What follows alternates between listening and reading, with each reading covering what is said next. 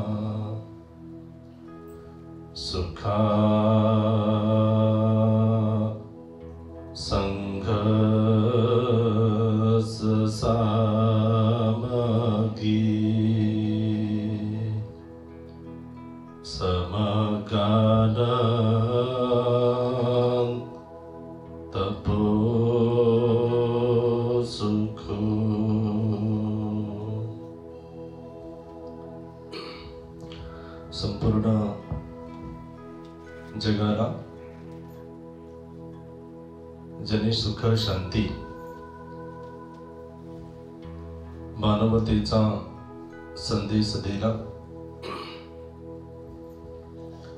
असे देव आणि मनुष्याचे शास्त्र विश्व शांतीदूत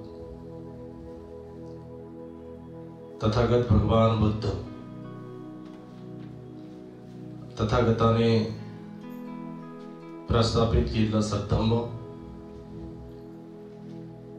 पूजनीय भिक्खू संघ सर्वप्रथम त्रिरत्नांना विनम्र अभिवादन करतो. ज्यांच्या महान क्रांतीने आपल्या सर्वांचे जीवन फुलासारखे फुलून गेले असे या देशाचे देशभक्त भारतीय घटनेचे शिल्पकार बोधिसत्व चरित परमपूज्य डॉक्टर बाबासाहेब आंबेडकर यांच्या धम्मक्रांतीमध्ये स्वतःला समर्पित करून आजच्या या 15व्या ऑनलाईन धम्मपरिषदेसाठी सन्मानपूर्वक निमंत्रित केलेले आणि या धम्मपरिषदेचे उद्घाटक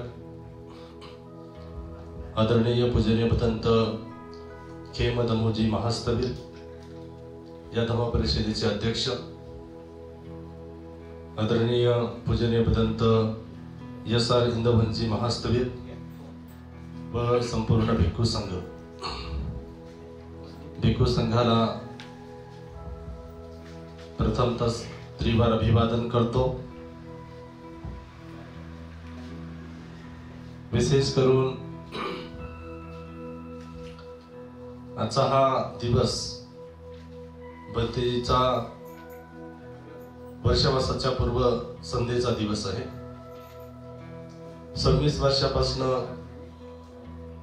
भंतेजी धम्माचं काम करत आहेत. 26वावं वर्षावास संपला आहे. सांगता समारोप बाकी आहे आणि तो उद्या होणार आहे. खरं तर सांगता समारोप कसा करायचा असतो याच्याविषयी थोडक्यात बोलतो, कारण बरेचसे भिक्षू आहेत बोलणारे आणि तुम्हाला सुद्धा नवीन नवीन देशना ऐकायची संधी मिळेल. आणि म्हणून खऱ्या अर्थाने सांगता समारोप कसा करायचा असतो. खरं तर असं म्हटलं आहे की 3 महिन्यापर्यंत अधिष्ठान करायचं असतं. प्रथमतः कोणी अधिष्ठान करायचं तर भिक्षूने अधिष्ठान करायचं. कशासाठी करायचं तर ज्याच्यासाठी आपण भिक्षू बनलो त्याच्यासाठी अधिष्ठान करायचं. आपण कशासाठी भिक्षू बनलो? तर बऱ्याच वेळेस लोकांना असं वाटतं की हे भंतेजी कशासाठी बनले असतील, ते भंतेजी कशासाठी बनले असतील. परंतु सर्वांचा उद्देश एकच आहे, सब दुःख निसरणं निब्बाणं सच्चीकरण थाय इमं का सावं घातवा बाबाजीत मे भंते. म्हणजे काय आहे तर थोडक्यामध्ये सांगितलं की भंते सर्व दुःखातून मुक्त होण्यासाठी, हे जे दुःख आहे सर्व दुःखातून मुक्त होण्यासाठी आणि निर्वाणाचा साक्षात्कार करण्यासाठी आम्ही प्रवर्जित होत आहोत. आमच्यावर अनुकंपा करा किंवा माझ्यावर अनुकंपा करा आणि भंते मला प्रवर्जित करा, दीक्षित करा. आणि मग खऱ्या अर्थाने दीक्षा दिली जाते. तर आपण साधारणपणे पाहतो की दीक्षा ज्यासाठी घेतली आहे की दुःखातून मुक्त होण्यासाठी, मग अधिष्ठान सुद्धा दुःखातून मुक्त होण्यासाठी करायचं असतं. भगवान बुद्ध असं म्हणतात की भिक्षूने सुद्धा अधिष्ठान करायचं असतं. 3 महिन्यापर्यंत ती संधी असते. 3 महिन्यामध्ये कुठे जायचं नाही, एकाच ठिकाणी राहायचं आणि एका ठिकाणी राहून स्वतः संकल्प करून जे जे आपल्याला करणं शक्य आहे ते करावं किंवा एखादी गोष्ट तरी करावं. जसं की असं म्हटलं आहे की सील पालन करावं किंवा ध्यान करावं किंवा असं म्हटलं आहे वाचन करावं.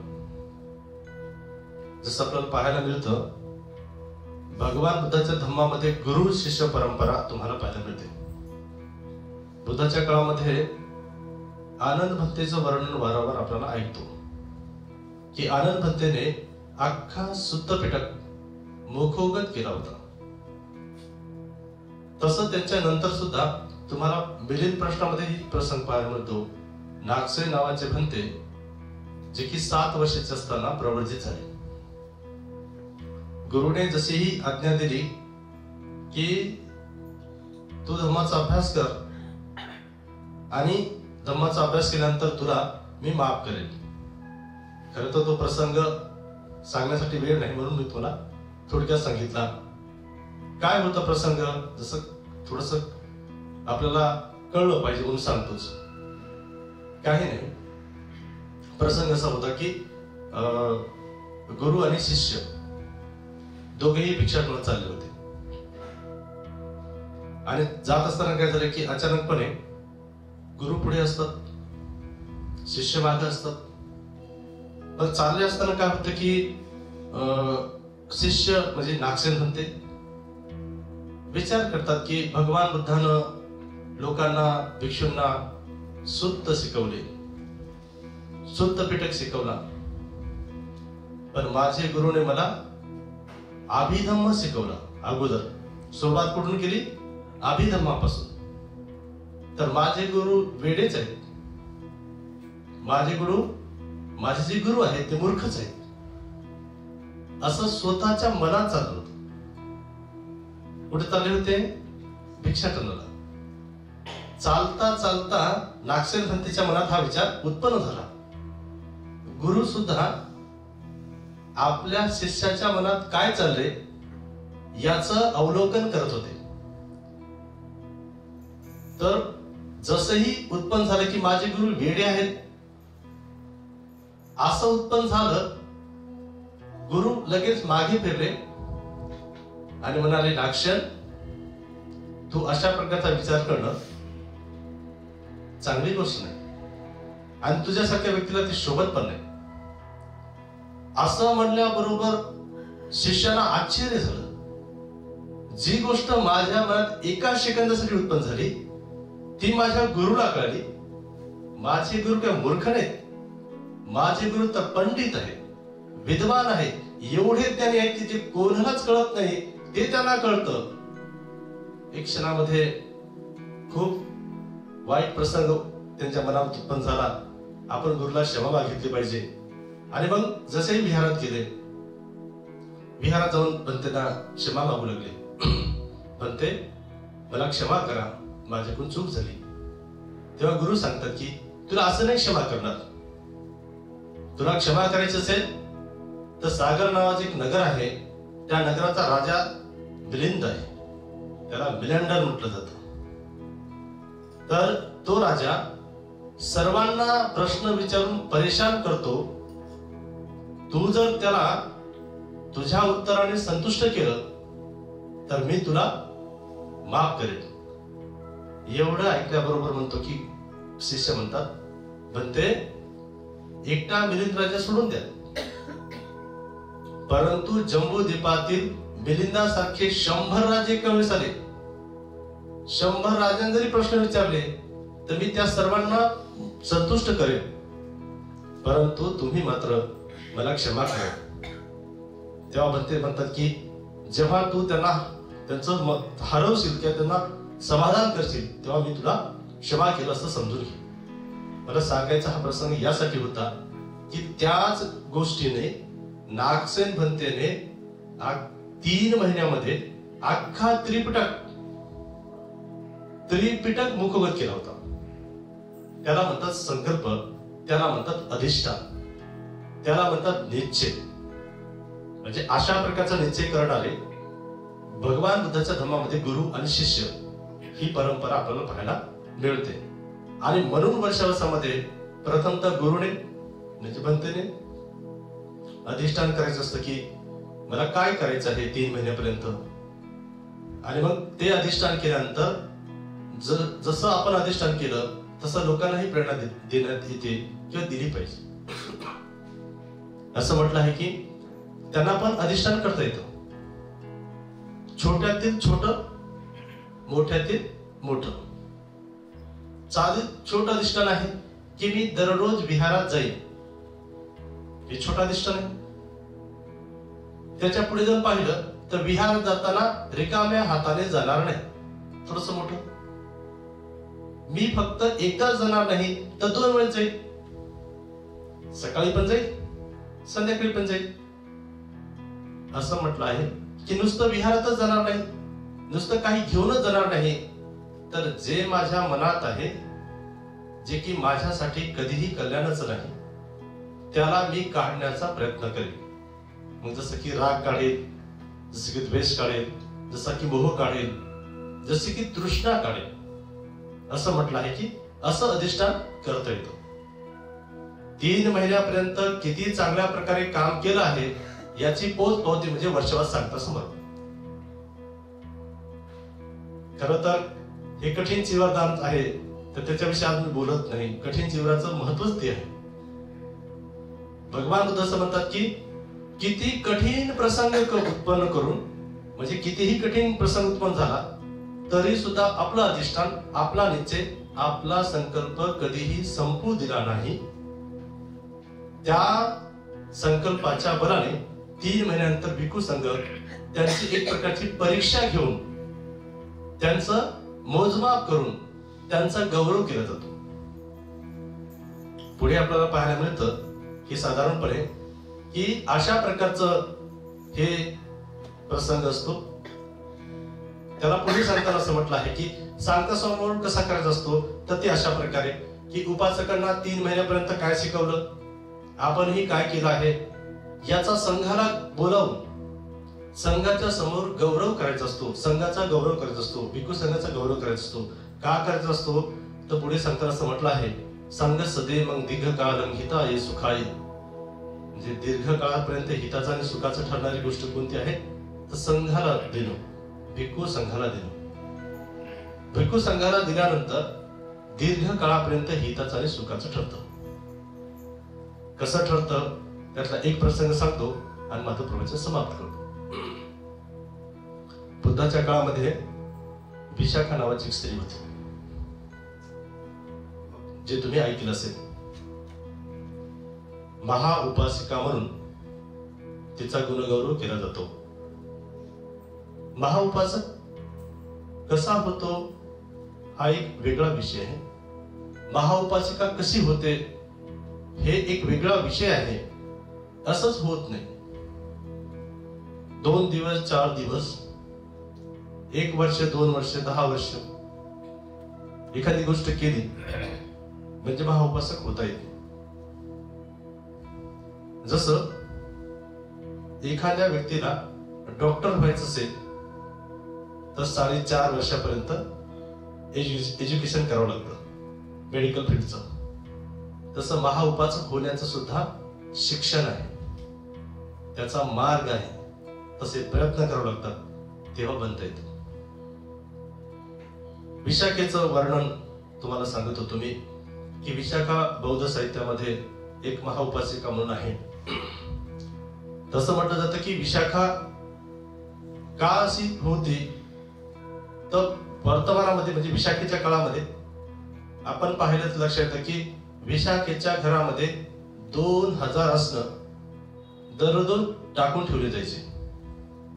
त्यासाठी की आलेल्या भिक्षूंची व्यवस्था होती, म्हणजे दररोज 2000 भिक्षू त्यांच्याकडे भोजन करत होते. जे 2000 भिक्षूंना दररोज भोजन तयार केलं जात होतं, हे विशाखेचं पहिलं लक्षण त्या वर्तमान काळामधलं होतं. आता जरी ते भूतकाळ झालं असेल, पण विशाखेच्या काळातलं वर्तमान होता तो. म्हणजे तसं म्हटलं जातं पुढे की विशाखाकडे हे वर्तमानात होतं, पण विशाखेच्याही पास्ट काळात जर विचार केला तर विशाखेची श्रद्धा केवळ बुद्धाच्या काळात होती अशी नाही, तर विशाखेची श्रद्धा अनेक बुद्धाच्या काळामध्ये होती.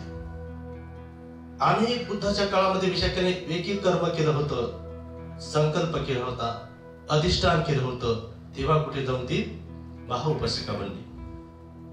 महाउपासिकाच बनली नाही, तर विशाखा 5 गुणांनी संपन्न होती.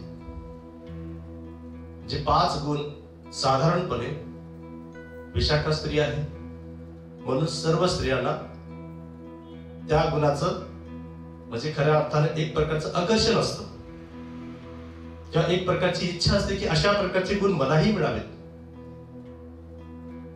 तर ते 5 गुण सांगतो मी तुम्हाला. साधारणपणे असं म्हटलं जातं की विशाखेकडे हे 5 गुण होते. ते कशामुळे प्राप्त झाले हे कधीतरी नेक्स्ट टाइम सांगू, परंतु ते 5 गुण होते तर ते तुम्हाला लक्षात यावेत की जे आपल्या सर्वांना खूप खूप आनंददायी आणि सुखदायी ठरतात. असं म्हटलं आहे की विशाखाला आयुचा लाभ झाला होता. आयुष्य लाभ झाला होता. एवढंच नाही तर सौंदर्याचा लाभ झाला होता. म्हणजे सौंदर्याचा लाभ झाला होता असं म्हटलं जातं. विशाखेचा एक गुण होता, एक रत्न होतं तिच्याकडे, म्हणजे सौंदर्याचं. विशाखा 120 वर्षाची झाली असताना 120 वर्षाची झाली असताना विहारात जात होती. तर कशी जात होती? स्वतःच्या नातीला घेऊन जात होती. जे वर्तमानामध्ये आपण लक्षात घेण्यासारखी गोष्ट आहे. आपण जेव्हा विहारात जातो किंवा 60-70 वर्षाचे होतो तेव्हा आपली अवस्था कशी होते, आणि 120 वर्षाची विशाखा विहारात जात असताना नातीला घेऊन जाते, तर तेव्हा जाताना लोक तिला बघतात तसं म्हटलं जातं की तिची नात 25 वर्षाची असते आणि विशाखा 120 वर्षाची असते. पण बघणाऱ्या लोकांना कधीही लक्षात येत नाही कोणती विशाखा आहे आणि कोणती नात आहे. एवढं सौंदर्य प्राप्त झालं होतं. कोणाला नको आहे?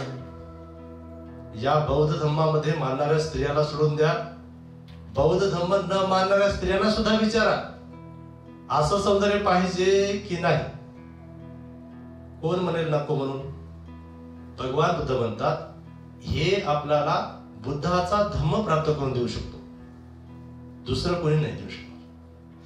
दुसरं कशानेही प्राप्त होणार नाही. असं म्हटलं जातं की हे त्यांना रत्न मिळालं होतं.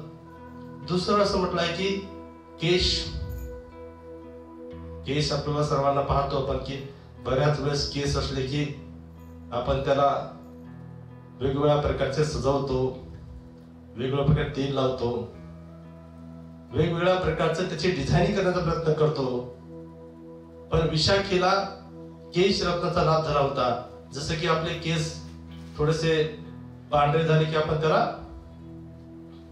काय करतो? पॉलिश करतो. पण विशाखा 120 वर्षाची झाली असताना सुद्धा असं म्हटलं आहे, 120 वर्षाची झाली असताना सुद्धा विशाखेचा एकही केस पांढरा झाला नव्हता.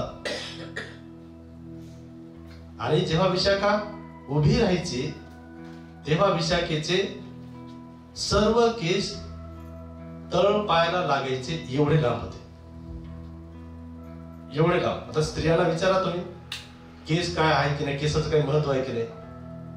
बऱ्याचशा तुम्हाला माहित असेल तर, म्हणजे मी ऐकतो, ज्या स्त्रियांची केस गोड लागले ना त्या स्त्रिया अगोदर रडतात, नंतर जेवण सोडतात. आता माझं काही खरं नाही, आता माझे काही खरं नाही, माझे केस चालले आहेत. म्हणजे अशा प्रकारचं केसाविषयी म्हटलं आहे. स्त्रियांचं सोडून द्या, आमच्याकडे एक बाबा आहे, त्यांच्या बरोबर इथले केस गेलेत, वरचे साईडचे आहेत.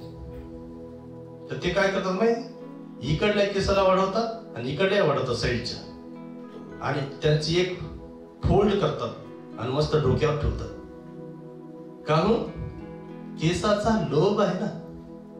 बुद्ध असं म्हणतात, तुम्हाला पाहिजे होतं ना ते मिळावंच वाटतं ना, स्त्रियांचं सोडून द्या, पुरुषांचं पण.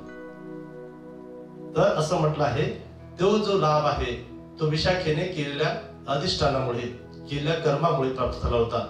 आणखी एक गोष्ट सांगितली जाते विशाखेला मिळाली होती. तर पुढे सांगितलं जातं की विशाखेला 40 दात होते. तुम्हाला किती आहेत? 32. विशाखेला 40 दात होते आणि ते कसे होते? पांढरे शुभ्र. शंख माहिती का? शंखासारखे पांढरे शुभ्र होते. पुन्हा असं म्हटलं जातं की विशाखेला आणखी एक रत्नाचा लाभ झाला होता, ते म्हणजे कंठहार. एक सोन्याचा हार होता, त्याला कंठहार म्हटलं जातं. त्याचं वर्णन साहित्यात कंठहार म्हणून आलं आहे. तो प्राप्त झाला होता. तो कसा होता तर सांगितलं जातं की ते हार सांभाळण्यासाठी 5 दाशा लागत होत्या. हाराची सांभाळ करण्यासाठी 5 दासीची नेमणूक केली होती. तसा हार फक्त राणी मल्लिका आणि नंतर विशाखा या दोघी शिवाय तिसऱ्या व्यक्तीकडे नव्हता. पण एवढा मौल्यवान हार असून सुद्धा तुम्हाला पुढे पाहायला लक्षात येतं की एक वेळेस विशाखा विहारात जाते आणि तिथे गेल्यानंतर कळतं की आज उपोषित आहे. तर मग उपोषित आहे तर सोनं नाणं काही परिधान करता येत नाही. मालागंध तर लगेच हार काढला आणि ठेवून दिला. भगवान बुद्धाने उपदेश केला, त्या उपदेशामध्ये एवढे प्रसन्न झाले, एवढे आनंद झाले, विसरून गेले कंठहार घेण्याचा. काही ठिकाणी सांगितले की ते त्या काळातल्या 27 कोटीचा होता. ते हार विसरून गेले आणि विसरून गेले तर घरी गेल्यानंतर आठवण झाली की अरे हार आहे. पण लगेच दासीला पाठवलं, जा मी तिथे बसले होते, तिथे जर हार असेल तर घेऊन ये, नसेल ना नको आणू, जिथे असेल तिथे राहू दे, पण जिथे असेल तरच आण. कारण विशाखेने संकल्प केला होता, अधिष्ठान केलं होतं. तुम्हाला मी ते सांगत होतो की अधिष्ठान संकल्प काय असतो, की ज्या वस्तूला भगवान बुद्ध आणि भगवंताच्या संघाचा स्पर्श होईल, हात लागेल, ती वस्तू मी बुद्धाला दान करेल. तेवढा मोठा कंठहार आनंदभंतेने बघितला. विशाखा उठून गेल्यानंतर आनंदभंतेची बुद्धाचे जे शिष्य असतात त्या शिष्यांचं वर्णन अनेक ठिकाणी आलंय. असं म्हटलं आहे की एवढे नम्र असतात, एवढे नम्र असतात की बस, म्हणजे ऐकल्यानंतर, आज आपल्याला वर्तमानामध्ये ऐकल्यानंतर असं वाटतं की किती नम्र होते, किती महान होते, किती श्रेष्ठ होते. अशा प्रकारे म्हटलं आहे की आनंदभंतेने ते स्वच्छ केलं विहार आणि ते हार उचलला आणि एका खुंटीला अडकून टाकला. दासीनं बघितला, घरी आली, म्हणे मालकीनबाई हार तर आहे पण तिथे नाही. कुठे आहे तर खुंटीला अडकून ठेवला आहे. असं म्हटल्यानंतर विशाखा लगेच येते, ते हार काढते, भगवंताकडे जाते. भगवंताला म्हणते भगवान, मी असं ठरवलं आहे, मी असं अधिष्ठान केलं आहे, मी संकल्प केला आहे की ज्या वस्तूला भिक्षूंचा स्पर्श होईल तर ते मी भिक्षू संघाला किंवा भगवंताला, बुद्ध प्रमुखाला मी ते देण्याचा विचार केला आहे, याचा स्वीकार करावा. भगवंत म्हणतात, विशाखा, आम्ही भिक्षू लोक कुठल्याही प्रकारचं सोनं नाणं स्वीकारत नाही, आम्ही त्याचा स्वीकार करत नाही, म्हणून हे काही तू मला देऊ नकोस. दुसऱ्यांदाही विनंती केली जाते, दुसऱ्यांदाही भगवंत त्याची विनंती मान्य करत नाही. तिसऱ्यांदाही विनंती केली जाते, तिसऱ्यांदाही भगवान बुद्ध त्याची विनंती मान्य करत नाहीत. तेव्हा विशाखाला वाटतं, हार स्वीकारत नाहीत ना, हरकत नाही, हाराच्या मोबदल्यात विहार दिलं तर स्वीकारत ना. आणि म्हणून विशाखाने संकल्प केला की ते हार जे आहे तर त्या हाराची जी किंमत आहे ती घ्यायची आणि त्या हाराच्या किमतीचं विहार तयार करायचं. उपासकांनी उपासिकांनो, आजही तुम्हाला पाहायला मिळतं श्रावस्ती नावाचं नगर, श्रावस्ती नावाचे शहर किंवा श्रावस्ती नावाचं ऐतिहासिक ठिकाण, वर्ल्ड हेरिटेज ज्याला म्हटलं जातं, त्या ठिकाणी पूर्वाराम नावाचे एक विहार आहे. ते विशाखाने स्वतःचा कंठहार विकून, म्हणजे त्याची किंमत घेऊन ते सुंदर विहार त्याने तयार केलेलं दिसतं. आणि ते विहार आजही बौद्ध साहित्यामध्ये श्रावस्तीमध्ये 2 विहार, एक जेतवन बुद्ध विहार आणि दुसरं अनाथ पिंडकानं बनवलेलं जेतवन बुद्ध विहार आणि दुसरं पूर्वाराम विहार, हे 2 विहार, या 2 विहारामध्ये भगवान बुद्धाने 25 वर्षवास केले. सर्वात जास्त वर्षवास जर कुठे केले असेल बुद्धाने तर ते श्रावस्तीमध्ये केले. आणि श्रावस्ती मधले म्हणजे खऱ्या अर्थानं अनाथ पिंडकाने बनवलेल्या जेतवनानंतर जर कुठे वर्षवास बुद्धाने केले असतील तर ते खऱ्या अर्थानं असं पाहायला मिळतं की पूर्वाराम नावाच्या विशाखेने निर्माण केलेल्या विहारामध्ये. मला सांगायचं इथे हे होतं की विशाखेचं असं कर्म होतं. बऱ्याच वेळेस एक आणखी गोष्ट त्याच्यामध्ये सांगायची आहे की विशाखा एक असं वर्णन आलं आहे की विशाखा एवढी बलवान स्त्री होती. बलवान स्त्री, साधारणपणे स्त्रियांना असं म्हटलं जातं की स्त्रिया कशा असतात, म्हणजे त्यांना कोणीही त्रास देऊ शकतं, त्यांना कोणी मारू शकतं, त्या हळव्या असतात, त्या कुमकुवत असतात, बलवान नसतात. पण विशाखेचे तिथे वर्णन आलं आहे, विशाखेने जर समजा हत्तीच्या डोक्यावरती, माथ्यावरती म्हणतो ना आपण, डोक्यावरती जर अंगठा ठेवला आणि अंगठा ठेवून जर थांबली तर हत्ती पुढे जाऊ शकत नव्हता, एवढं मोठं बल विशाखेमध्ये होतं. जर समजा हत्तीला त्या अंगठ्याला जर म्हणजे खऱ्या अर्थानं विशाखेने त्या अंगठ्याला जोराचा जोर लावला तर हत्तीचं त्या ठिकाणी असं म्हटलं आहे की हत्ती चुरामुरा होऊ शकत होता, एवढं बल किंवा एवढी ताकद विशाखेकडे होती. आणि ती कशामुळे आली होती तर तिने केलेल्या अधिष्ठानामुळे, तिने केलेल्या कर्मामुळे, तिने केलेल्या कुशल कर्माच्या बलाने. आणि म्हणून उपासकांनी उपासिकांनो, आपण जेव्हा जेव्हा हे सर्व गोष्टी करतो तर आजच्या दिवशी आपल्याला पाहायला मिळतं की हेच अधिष्ठान किंवा हीच गोष्ट आपल्याला या ठिकाणी दिसते की भंतेने आपल्याला अशा प्रकारचं 3 महिन्यापर्यंत अधिष्ठान करून त्यांचा 26वा वर्षवास पूर्ण केला. म्हणजे खऱ्या अर्थानं बौद्ध धर्मामध्ये वर्षावासाला फार महत्व आहे. त्या वर्षावासामध्ये 26 वर्ष पूर्ण करणं खरं तर महान आणि कुशल आहे. तसं वास्तविक पाहता भंतेकडे बघितलं, इंद्रस भंतेकडे बघितलं तर असं वाटत नाही भंतेने, म्हणजे भंतेजीकडं एकदम उत्साह, प्रसन्नता आणि अतिशय आनंद. विशेष म्हणजे एक गोष्ट भंतेकडून शिकण्यासारखी आहे, ते म्हणजे संघाप्रती असलेली श्रद्धा, संघाप्रती असलेला उत्साह, संघाप्रती असलेली एक नम्रता, ही फार मोठी गोष्ट भंतेकडे आहे. म्हणजे मी अनेक भंतेकडे बघतो, परंतु ही गोष्ट भंतेकडून शिकण्यासारखी आहे. म्हणजे संघाला बोलावणं, संघाला भोजन देणं, संघाला दान देणं, संघाचा गौरव करणं, सोबत सोबत त्या संघाला बोलल्यानंतर उपासकांचा सुद्धा काहीतरी हित व्हावं, मंगल व्हावं, कल्याण व्हावं म्हणून त्या निमित्ताने ऑनलाईन धर्मपरिषदेचं आयोजन करणं हे कितीतरी श्रेष्ठ कर्म आहे, महान कर्म आहे. उपासक उपासिकांनो, अशा भंतेने आज खरं तर या ठिकाणी आपल्या सर्वांना निमंत्रित केलं, सोबत मलाही निमंत्रित केलं. हे माझं पुण्यकर्म समजतो मी की भंतेने मला निमंत्रित केलं आणि सोबत मला बोलण्याची पण संधी दिली. मला वाटतं वेळ खूप कमी आहे, अन्य भंतेची पण बोलणार आहेत. मी भंतेच्या प्रती विशेष करून मंगलमैत्री करतो आणि भंतेंना या ठिकाणी मला बोलण्याची संधी दिल्याबद्दल मी भंतेचे आभारही मानतो आणि या ठिकाणी थांबतो. सर्वांचं जे मंगल हो, सर्वांचं कल्याण हो, सर्वांना दीर्घायुष्य लाभो. साधु साधु साधु. बुद्धं नमामि, बुद्ध को नमन करता हूँ. धम्मं नमामि, धम्म को नमन करता हूँ. संघं नमामि, संघ को नमन करता हूँ.